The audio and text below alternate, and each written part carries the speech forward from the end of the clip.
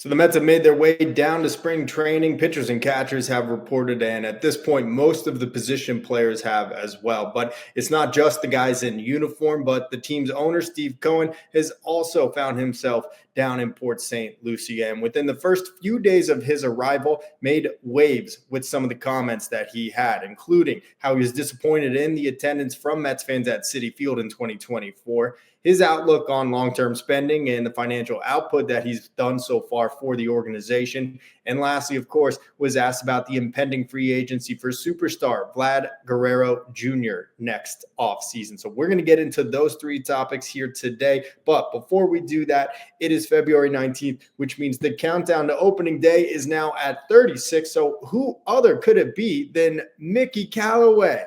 We're going to care more about the players than anyone ever has before. And we're going to know that they're human beings and individuals.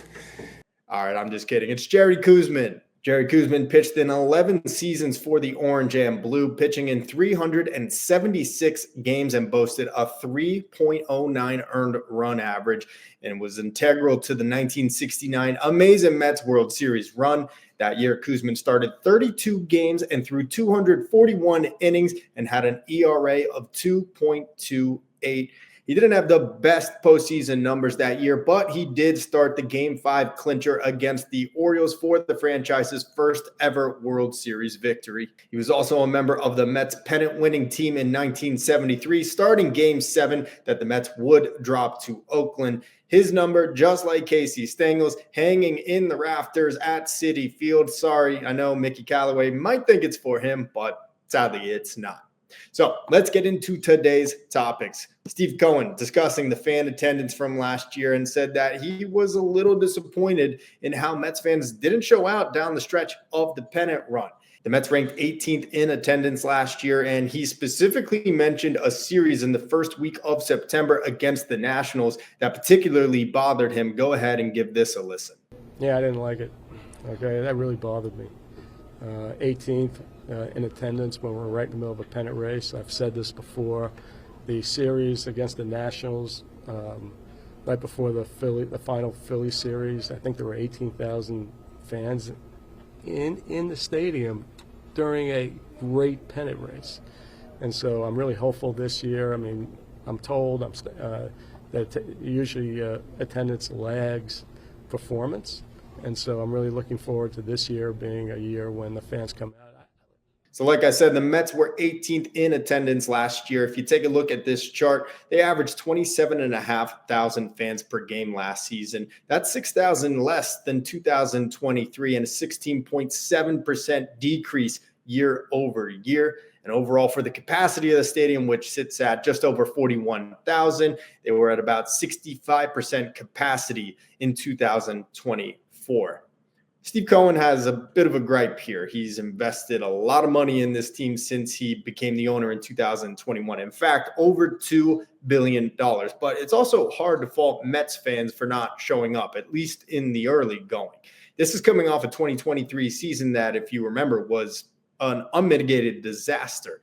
First, the team signed Justin Verlander in the offseason after losing Jacob deGrom to the Rangers. Verlander didn't end up being healthy for opening day. Scherzer was up and down, and I would say mostly down in 2023, and the team really never just clicked and did much offensively either. So it's not as if the Mets were being very successful for the fans to come out.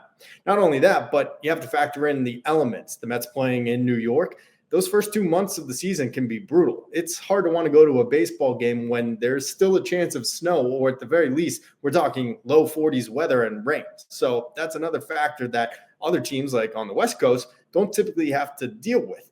You also have to remember when the Mets had their sell-off in 2023 at the deadline, they sent Justin Verlander to the Astros, but they also sent Scherzer to the Texas Rangers. And one of the big reasons why Scherzer requested the trade was he approached the Mets front office and Steve Cohen, who told Scherzer that they weren't planning to be competitive in 2024 and maybe not even 2025, that they were eyeing 2026 as the year for the Mets to get back into the playoff mix. Cohen went on to discuss the finances and the long-term spending of the organization next. And he said after signing Juan Soto, re-signing Sean Manaea, and eventually finally bringing Pete Alonso back, that he went further than he was expecting to.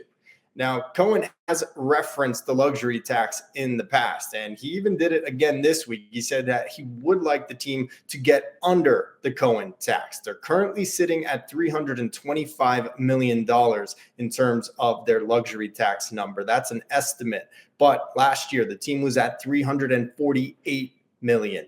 As I said, Cohen has spent over $2 billion on the Mets payroll since acquiring the team in 2021. And it's not as if he's saying, if you don't come to the ballpark, I'm not going to spend. But it did kind of seem like a bit of a hollow threat. He's fully invested, and he needs the fans to be too. At the end of the day, winning cures all, and fans will show up to the park when the team is winning. I think that's going to be the case this year, especially after such a lofty offseason, signing Juan Soto, bringing back Manaea, bringing back Pete Alonso.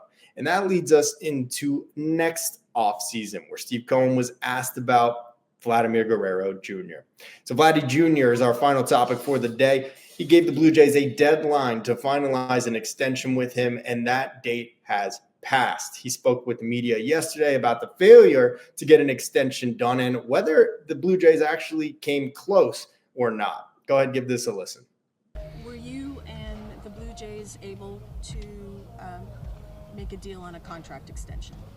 No, we did not get an agreement today. I mean, they had their numbers, I have my numbers, but you know, this is business, like I always say. Things happen, but we all good. Were they close? No.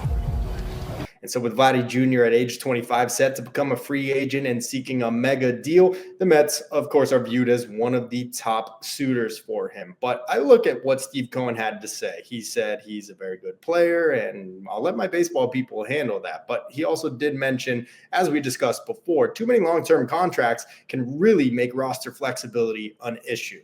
So you look at Juan Soto, he's signed for the next 15 years through age 41. And we know already he's not exactly the best fielder out there in the outfield. So there's a reasonable probability that he may move to DH or maybe first base in the future. Then you factor in that the Mets signed Pete Alonso again this offseason. He's here for this year. Next year, a $24 million player option. So there may not be a spot for Vladdy Jr. But there is also the reality where Pete Alonso doesn't opt into that contract, test free agency again. And then, of course, the option where you're able to keep both and you put one of Pete or Vlad Jr. at DH and the other one at first base. But it's going to be tough to say whether the Mets are going to be as willing to spend on a big deal like they just did on Soto in back-to-back off seasons. I don't know what Toronto was offering Vladdy Jr., but for him to come out and pretty directly say it wasn't close, no, that sounds a little concerning. At age 25, I believe he'll be entering his age 26 season next year. He's going to be seeking a big-time deal just like Juan Soto got, and I'm just not sure he's that kind of guy. Don't get me wrong, I'd love to add a guy who can hit over 300 and easily pop 30 to 35 home runs, but I'm just not sure that he's going to age as well as we're hoping he might. And the same questions could be said about Juan Soto. To add two guys like that on a roster for such a long time could be something that down the road could come back to bite you, especially when there's some other younger and even more athletic players also available in free agency over the coming years. So let me know, what do you guys think? Did you get offended by what Steve Cohen had to say about the attendance for the Mets at Citi Field last year? How do you feel about his long-term spending and outlook on long-term contracts for this organization? And what do you think about Vladdy Jr.? Is there any chance that the Mets are going to be able to sign him? Let me know in the comment section below, and let's go Mets.